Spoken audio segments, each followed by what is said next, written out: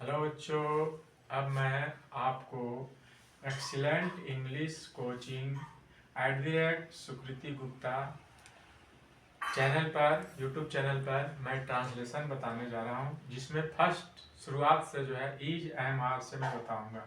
Is am are means होता है हूँ हो। इसका स्ट्रक्चर इज का प्रयोग सबसे पहले जानेंगे कि इज का प्रयोग कहाँ कहाँ होता है। सर्वप्रथम इज का प्रयोग ही में करेंगे।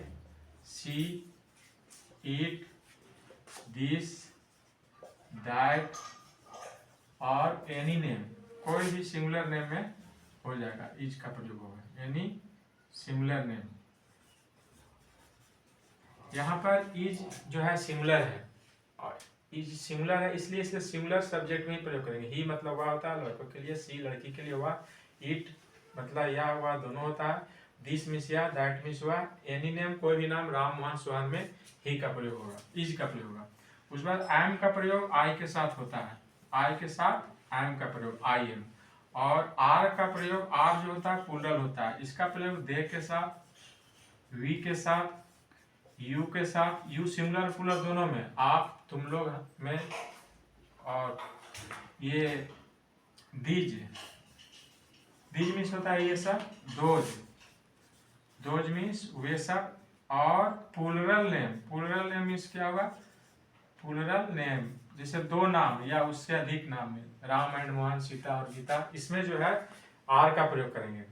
तो ये जो है इंग्लिश का शुरुआत है, ये ट्रांसलेशन यहीं से हम लोग शुरू करेंगे, जो कि आगे तक हम लोग लेके चलेंगे। तो इज एम आर है हो हूँ, इज मीन्स इज का प्रयोग इन सबों के साथ, एम का प्रयोग आई के साथ, आर का प्रयोग they, we, you, these, those plural name के साथ होता है।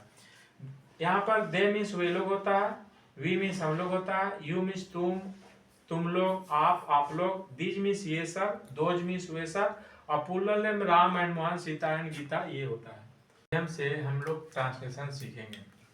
स्ट्रक्चर से फायदा यह है कि हम जितना चाहें उतना वाक्य बना सकते हैं, इसमें जो है रटने की आवश्यकता नहीं पड़ेगी। इस सबसे पहले हम स्ट्रक्चर में अफर्मेटिव सेंटेंस, ए से अफर्मेटिव, एस से सेंटेंस, इसका स्ट्रक्चर होगा subject plus is, am, are plus non oblique adjective plus object. Subject का पहला यूज होता है, सब्जेक्ट मीन्स होता है कर्ता, और कर्ता किसको कहते हैं, जो जिसके बारे में जो कुछ कहा जाए वह कर्ता होता है, या जो काम करने वाला होता है।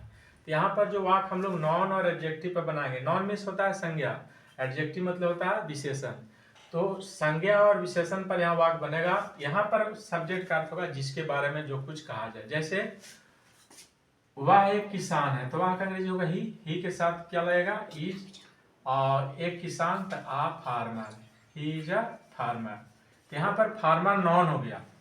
और उसी तरह लिखेंगे कि वे लोग बीमार हैं, दे आर, बीमार है या धनी है, मानते धनी लिख रहे हैं, दे आर रिच, वे लोग धनी हैं। यहाँ पर रिच जो हो गया एडजेक्टिव हो गया। तो ये पहला हो गया सेंटेंस अफर्मेटिव सेंटेंस।